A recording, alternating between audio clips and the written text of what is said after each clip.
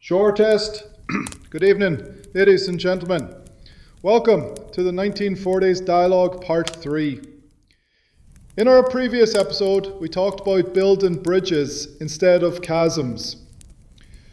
We're going to pick up on where we left off and give our final thoughts on this thread. One which, hopefully, we reveal to you the requisite of keeping our civilization intact.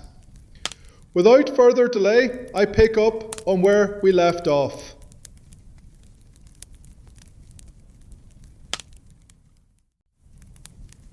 Dasse,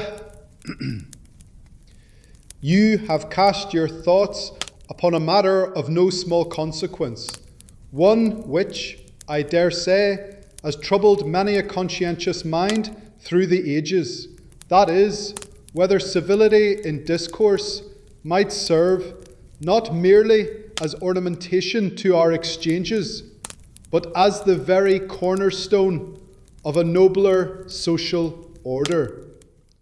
To this I answer yes, and unequivocally so. Were mankind to temper his tongue, to approach his fellow, not with a lash of scorn, but with the open hand of understanding, I believe, no, I am persuaded that we should witness a quiet revolution in the heart of civilization itself. For it is not through conquest or commerce, nor even through the fevered shouting of our convictions that we forge true concord, but through the gentle and consistent exercise of respect. Language is no mere tool of utility. It is the architect of human relationship, and if wield with care and grace, it may construct not only bridges, but cathedrals of mutual understanding across communities, nations, and creeds. Thus, we should look deep inside and ask ourselves, for who and what do we strive?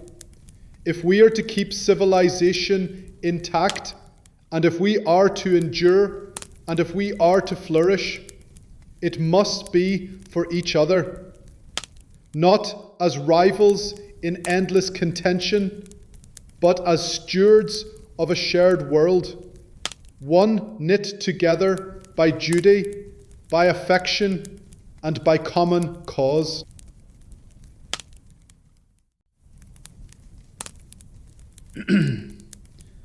One might contend that the solution resides not in clamorous upheaval, but rather in the subdued heroism of daily decency. Is this not, perhaps, where our attentions ought rightly to be directed?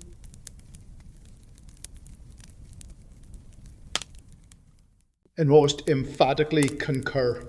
If daily decency is to be counted as a form of heroism, as I firmly believe it must, then we are called to look back not merely with curiosity, but with reverence. For history, though so often etched with the names of statesmen and soldiers, is lived, truly lived, in the quiet gestures of ordinary people. It is they, not draped in medals, not seated in halls of power, who bore the weight of troubled years with a steadfast grace. Consider, for example, the gentleman of 1943, who upon writing to decline an invitation would pen, "It is with the greatest regret that I must forego the pleasure of your company, and I remain, as ever, your devoted servant."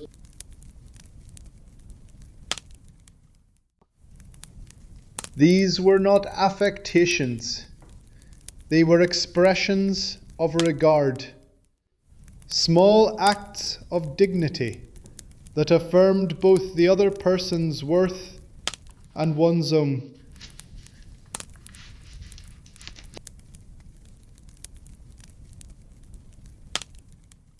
In an age now marked by haste, sarcasm, and the easy fracture of dialogue, such gestures may appear antiquated, but I would contend they are more needed now than ever.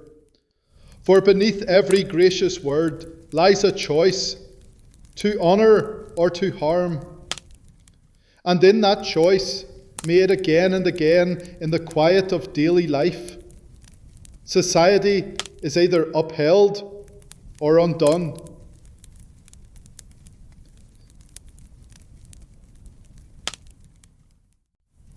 And so we ask, who held the world together when its very seams began to strain?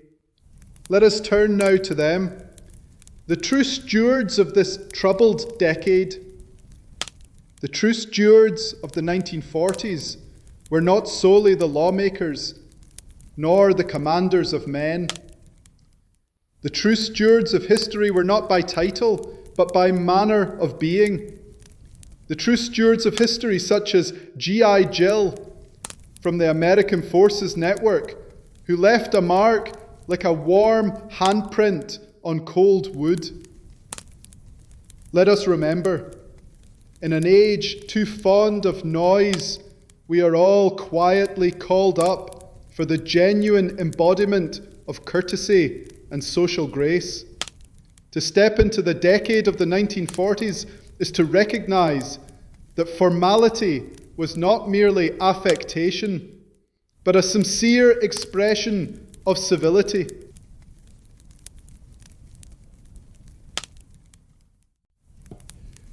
History bears solemn witness to the truth that empires, however formidable in arms or vast in dominion, may yet decay from within, when trust erodes, when civility falters, and when common fabric of shared principle is left untended.